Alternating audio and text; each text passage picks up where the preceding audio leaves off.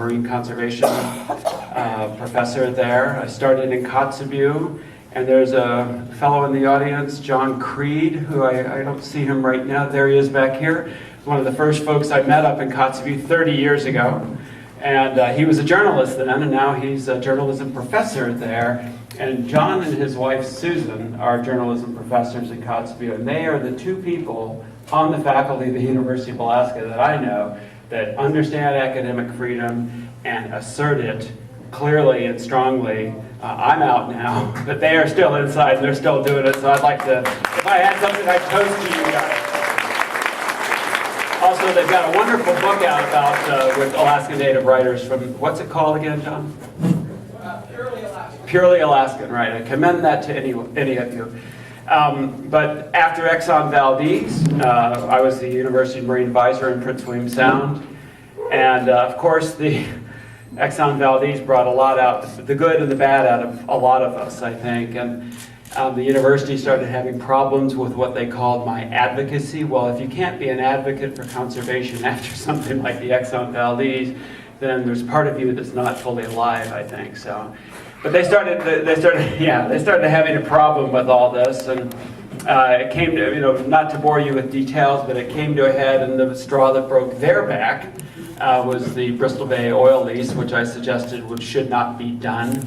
And finally, the federal government came around to that same conclusion, but they decided that was advocacy. So we had this little argument for about a year, and finally I gave up and exited the university, and I'm delighted that I have. But what I do worry about is this sort of cloud that this kind of thing leaves over the university. There's supposed to be something called academic freedom for the faculty, and there truly isn't. I mean, they talk a lot about it, but it's kind of like democracy, You can't just say you're a democracy. You have to wake up every morning and be a democracy. And the university can't just say they support academic freedom, free speech.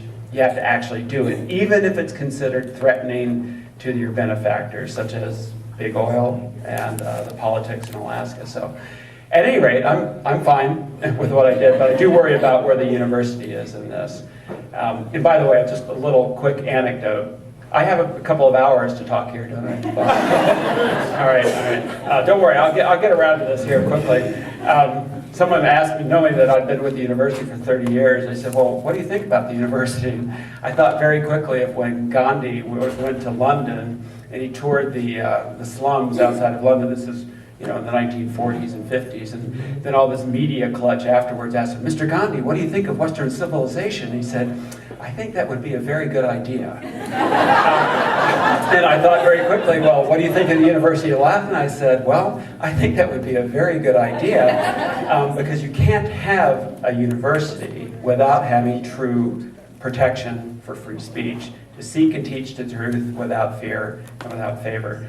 There's a long, noble history of dissent and muckraking, and we've been called gadflies.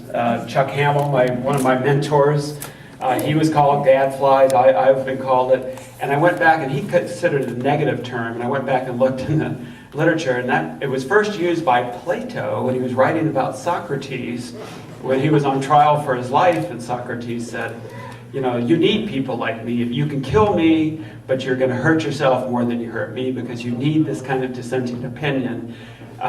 There's been a lot of psychology done around disconfirming attitudes and perspectives put in decision-making processes, and they find that makes the decisions better.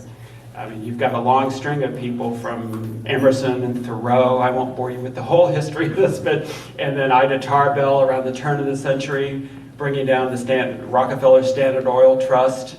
Then you've got, of course, that was a big one. The folks, Gandhi and then Martin Luther King, Rosa Parks, Nelson Mandela. These are some people that have really stepped out. I work with people in Nigeria, and I was in El Salvador earlier this year, and people had paid the ultimate price for standing up against a mining project there. And I was visiting with families who had lost, whose loved ones had been murdered by right-wing death squads simply because they stood up and opposed this gold mining project.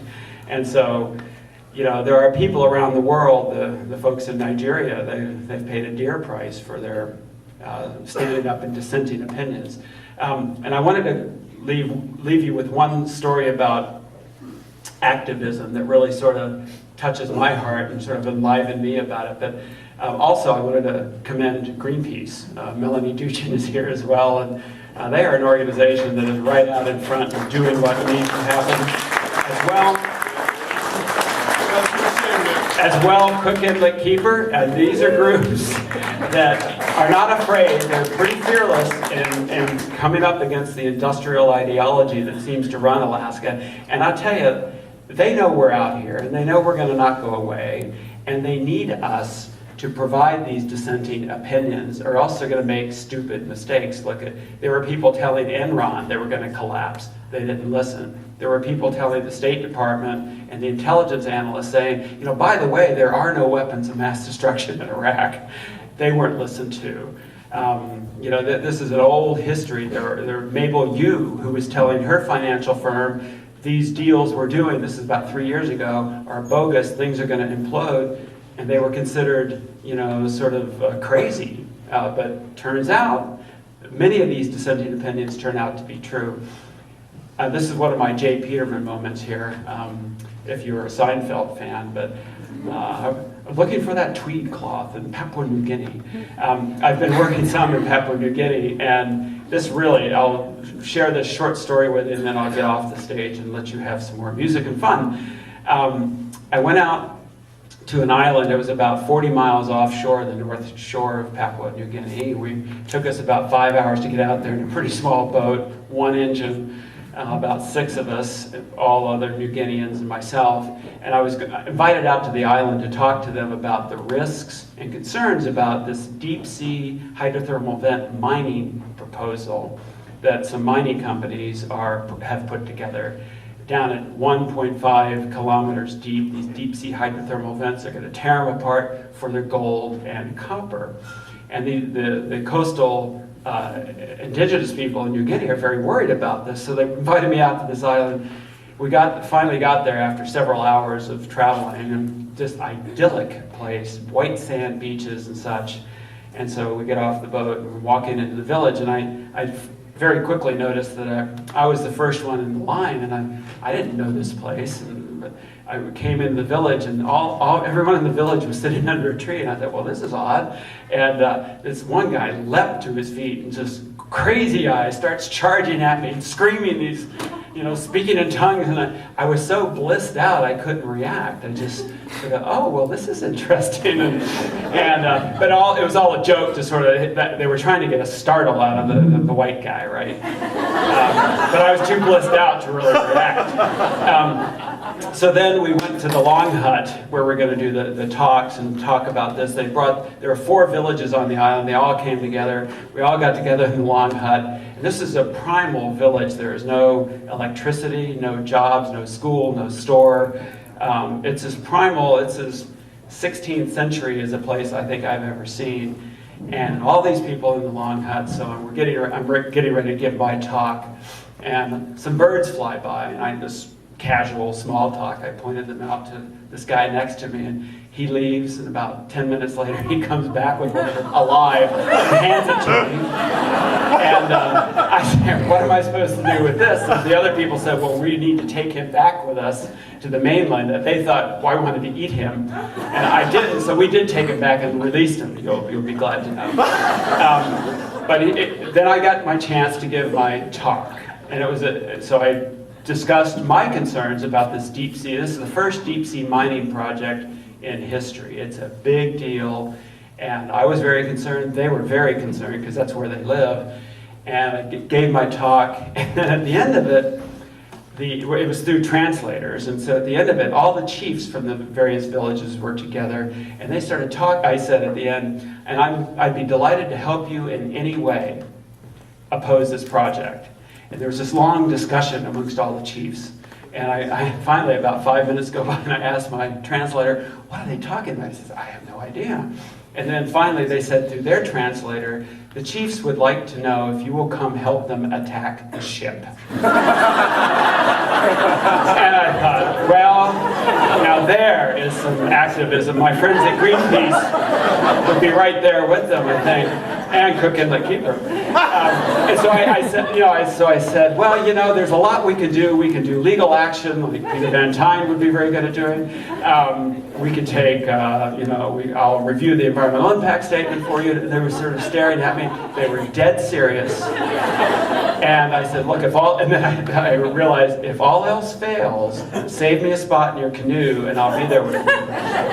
So, everything else has failed. I did everything I could, and so, if you hear of this, these folks in little dugout canoes with spears, literally spears and bows and arrows, attacking a big mining ship with one big pink guy in the back. You'll know the backstory to that, so you heard it first. Thank you very much.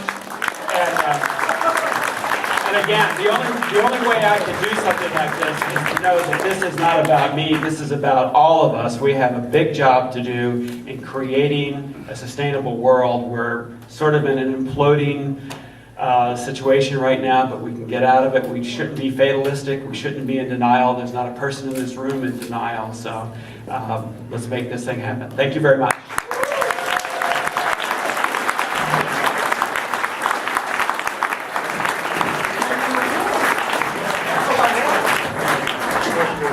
You with a rake. All right, so we're gonna invite our musicians back up because they're fantastic. And you're right, we shouldn't be fatalistic. We should just drink a lot. And there's a bar in the back and have a good time.